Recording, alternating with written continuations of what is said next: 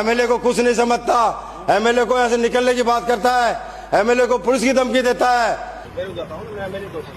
तो मैं तहसीलदार हूँ, मालिक हूँ जमीन का, सरकारी जमीन है। वो तहसीलदार एमएलए से ऐसे पूछता है अगर आप कौन हो? मैं मालिक हूँ जमीन, सरकारी जमीन है ये। हाँ तो आप कोर्ट में चले जाओ। उस तहसीलदार ने अपने आप को मालिक बताया, अगर मैं दौसा की जमीनों का मालिक हूँ। अरे कौन होती है? गलत बात हो जाएगी, गलत बात हो जाएगी, गलत हो जाएगा। सरकारी जमीन है। अरे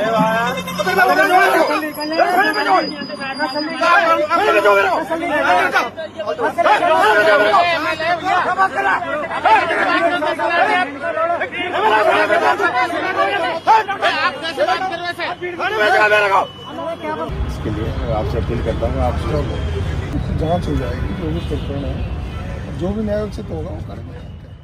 दौसा जिले की राजनीति इन दिनों एक ऐसे घटनाक्रम से गरमाई हुई है जिसने प्रशासन और जनप्रतिनिधियों के रिश्ते पर बड़े सवाल खड़े कर दिए हैं। मामला केवल एक वायरल वीडियो तक सीमित नहीं रहा, बल्कि अब ये विधानसभा के पटल तक पहुंच चुका है। पूरा विवाद तब शुरू हुआ जब दौसा में प्रशासनिक कार्रवाई के दौरान गरीबों के मकान तोड़े गए। इसकी सूचना मिलते ही डीसी बैरवा, जो कांग्रेस के विधायक हैं, मौके पर पहुंचे और अधिकारियों से जवाब तलब किया। यहीं पर विधायक और तहसीलदार के बीच तीखी बहस हो गई। वीडियो में तहसीलदार जमीन को अपनी बताते हुए विधायक से उलझते नजर आए, जिससे माहौल और ज्यादा तनावपूर्ण हो गया। देखते ही देखते ये नोकझोंक सोशल मीडिया पर वायरल हो गई।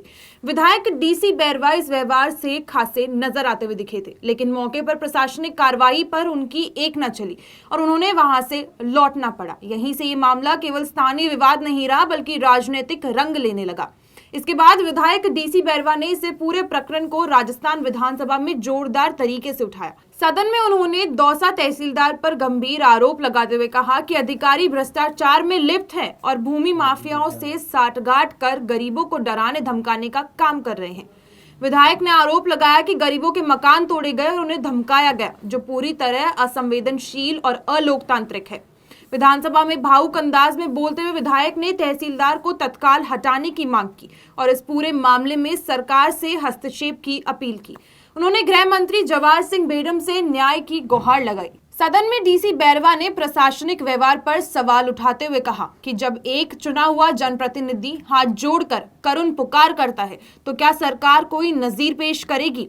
अब सवाल यही है, क्या सरकार इस मामले को गंभीरता से लेते हुए कोई ठोस कदम उठाएगी या फिर ये मामला भी अन्य विवादों की तरह समय के साथ ठंडा पड़ जाएगा? फिलहाल दौसा जिले की राजनीति में ये टकराव चर्चा का केंद्र बना हुआ है और सबकी निगाहें सरकार के अगले कदम पर टिकी है।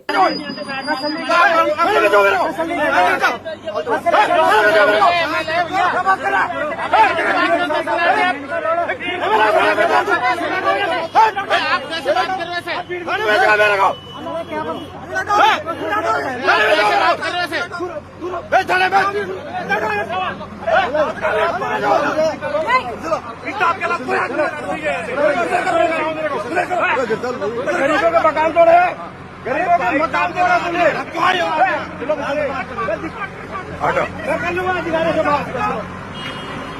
मेरे गाड़ी बंद कराओगे, मेरे गाड़ी बंद कराओगे यार।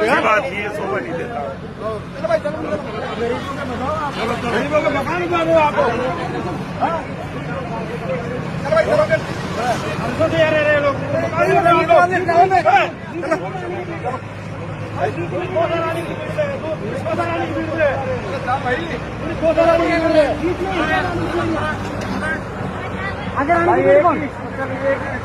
पूरी दौसा रानी की भीड़ में 720 बीघा रानी की भीड़।